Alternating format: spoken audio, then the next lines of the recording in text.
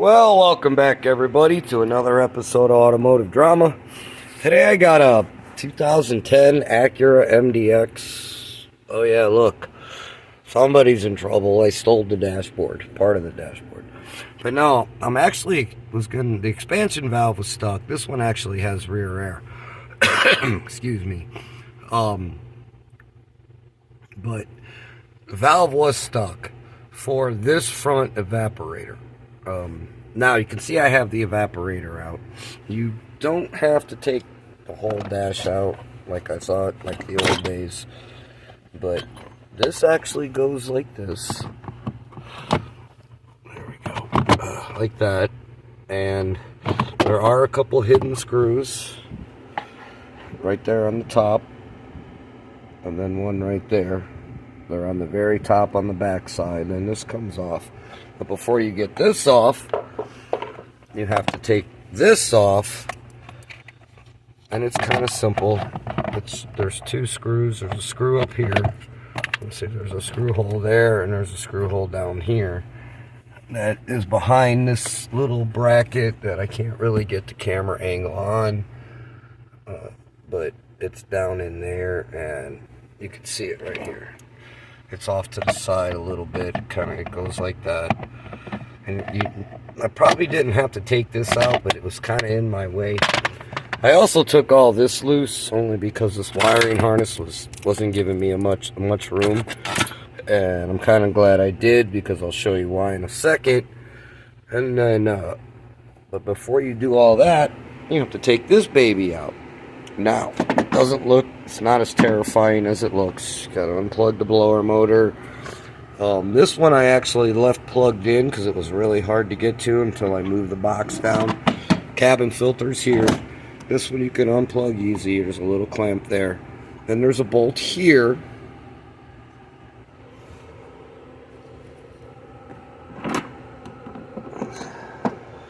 One here.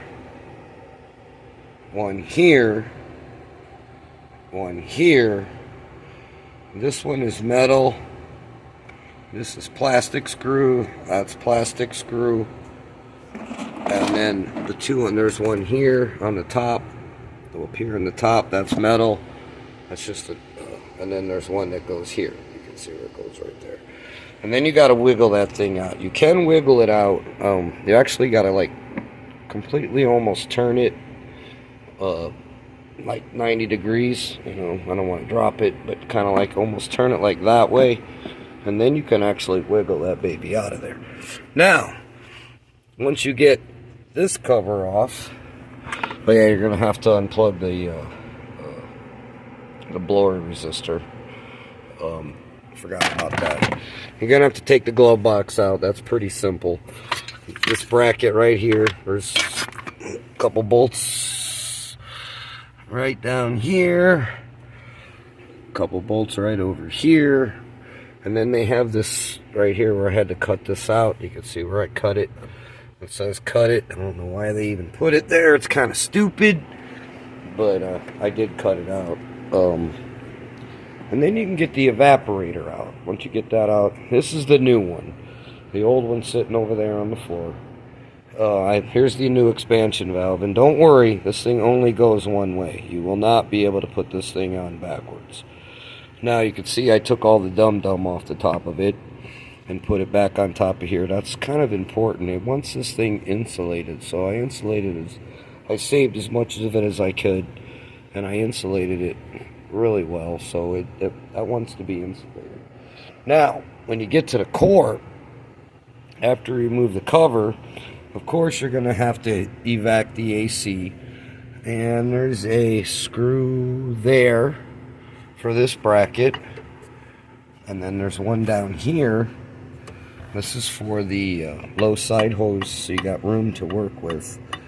The high side, they don't give you much room to work with, because this one has rear air. You can see right down in there, that little line going that way. That's the rear air, but there is enough play. You do have enough play where you can get those out. Make sure you always change the O-rings. There's O-rings here too. If this goes, you actually have to take this goes like this, and it goes up into the firewall. Let me just demonstrate here for you real quickly. It tucks back in here behind that, just like that. And then you can hook it up to the evaporator core. I don't have it lined up right now, but I'm just trying to give you the general idea. It goes like that. And then you're stuck in the evaporator core. I know it looks all goofy, but I don't have it actually lined up like the way it is in there. And then there's two really long, I think they're 5mm Allen bolts to take it out. There is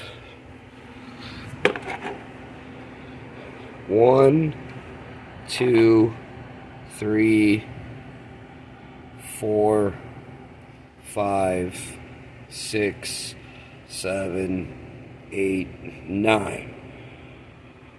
9, hold still, 9 regular old sheet metal screws that